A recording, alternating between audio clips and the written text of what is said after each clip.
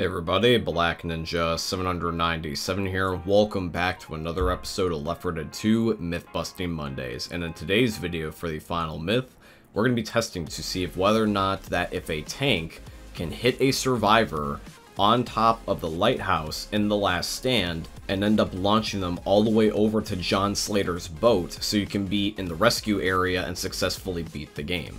That's what we're going to be testing at the end of the video. If you guys have been enjoying today's video, please drop a like, subscribe if you are new, and if you have a myth of your very own that you would like to have us test in next week's episode, please by all means leave it here in the comments down below, or also alternatively, you can leave them within my Discord server, which will be linked down below in this video's description.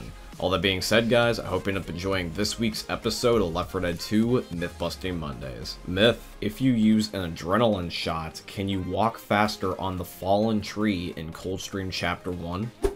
Alrighty guys, myth number 1 is submitted by Narin. For those that don't know what tree we're referring to this one right before you get to the bunker door, and we're going to get a controlled test first so we know the base speed and then go from there. So with the speedometer in the lower right corner, this is the base speed when going on the log, and now I'm going to try with an adrenaline shot. Okay, now here is the test with the adrenaline shot, so I'm going to stick myself now, and here I go. And it looks like that the speed is the exact same as it was with the first test. It is not moved at all. So this means that myth number 1 is going to be busted. You cannot cross the fallen tree faster with an adrenaline shot, and I do believe this means this is one of the only few things in the game that cancels out adrenaline speed boosts. Myth: as an infected, can you go back into ghost mode while on fire? Alrighty guys, myth number 2 is submitted in by Keto. So what's going to happen is when Dan and the survivors are far enough away from me that I get the prompts to show up where I can go back into ghost mode, I am then going to jump on top of this flaming barrel so I can light myself on fire and see if it will allow me to be able to teleport to their location. So it looks like that they're far enough away right now, so let's hop into the barrel. And from the looks of it, it looks like that the prompt suddenly goes away the moment I catch on fire, meaning that the myth is busted, and I'm assuming that this is done intentionally to prevent people from cheating death in versus mode. Myth: is the spitter spit pool randomized in size? Alrighty guys, the third myth is submitted in by WR9366. Now for the sake of flow and just making this myth less complicated than it needs to be, I'm rather, instead of going to be reacting to the myth in real time, just talk about it in the past tense and explained our findings. Firstly, after every single attempt in different scenarios that we tried, we were not able to notice a substantial difference in the spitter spit. It always seemed the exact same size to the naked eye. Now I did see a comment which talked about this exact same type of idea, although it seemed like they were not interacting with each other. I think they were both thinking the same thing and just didn't realize they were both commenting very similar stuff. So there was a comment that said that if a spitter shoots the spit at their feet, that it actually ends up making it bigger. I think rather that this is just a placebo effect, but I did have Dan try to test this anyways to see if anything changed, and it doesn't really look like it did. And I even did go on the Spitter wiki and typed in keywords to see if there was by any chance that somebody else found it and documented it. But regardless of typing in keywords such as size, bigger, etc., we were not able to find anything on the wiki that would indicate that the spitter spit can change in size. I'm going to make an educational guess on what I think is happening here. So rather than the spit changing in size, I think it's just changing in patterns. So for example, imagine if these circles are the spitter spit, and this is a pattern that it can possibly give you.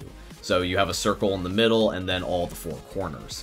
So what happens is that I think that sometimes you get this pattern and then you might get like this pattern where the circle moves over in a slightly different spot. It ultimately still ends up being the same amount of spit in the general area, but it's just slightly placed differently. Now this can be interpreted in 2 different ways. If you were asking in the sense that, oh, does the spitter spit change size, but based on direction, then you could say that, yeah, this myth is confirmed because sometimes it might be more long, it might be more horizontal, it might be more of diagonal shape, and therefore the size can change depending on which direction more spit is landing in. Or you might just be asking about the just amount of spit that is just being shot out of the spitter's mouth, which in that case it could be perceived as busted.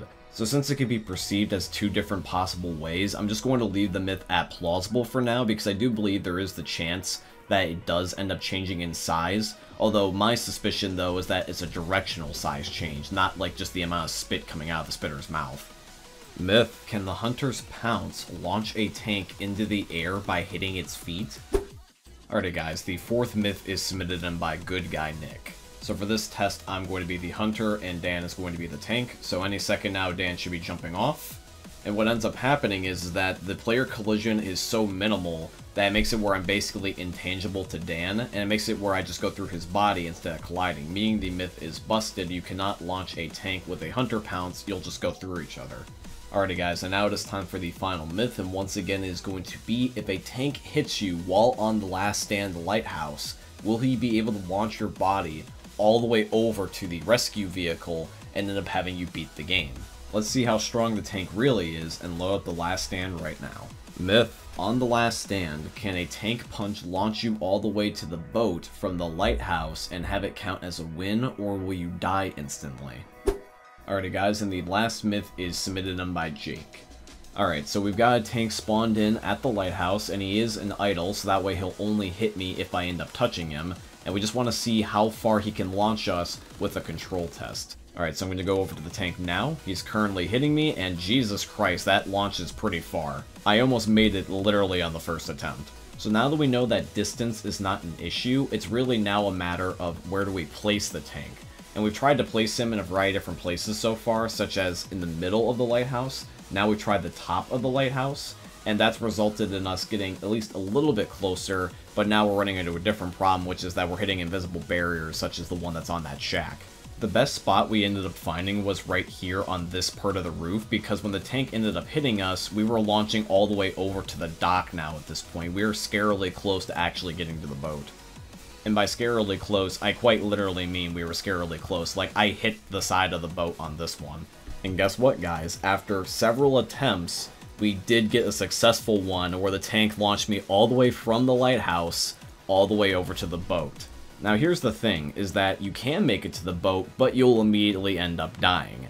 You can get around this by having somebody be on standby with a defibrillator, but the thing is though is that you would have to be lucky and hope that somebody can pull it off in time before everyone else gets to the rescue vehicle, because if everybody's already on the rescue vehicle, you won't be able to revive them in time for you to be counted as alive. So when it comes to this myth, there's two key things. Number one, Jake wants to know, will you end up winning? And two, will you end up living?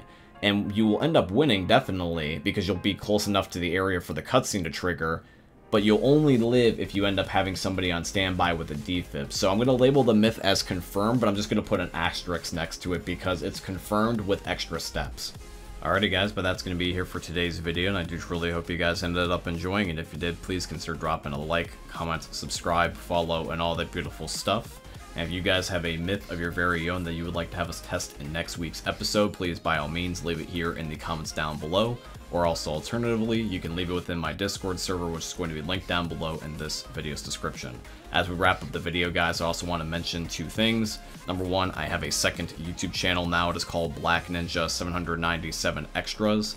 And on this channel, I'll be uploading and posting additional content that you would normally not see here on my main channel, such as gameplay walkthroughs, Challenge Accepted, which was a series I used to do here on my main channel where I play games that you guys requested me to play, and then also funny moments videos with my friends. If you guys want to check out the second channel, there will be linked down below in the description. I also wanted to say thank you and shout out to Epic Games for being my first ever sponsor, because I have a supporter creator code with them. The code is just my name, Black Ninja 797. If you guys want to, you can use it in the Fortnite and Epic Games item shops. Anybody that uses my code or has used it before in the past, I tremendously appreciate you. And all that being said, guys, I hope you end up enjoying seeing another YouTube video from the most unique YouTubers are ever going to see. Thanks for watching, guys. I love all of you, and peace out.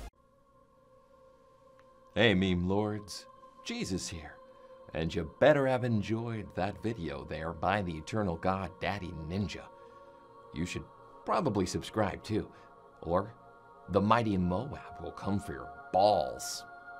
If you enjoyed the video, you might like it too, and give me the memes. Flash, bang, boom!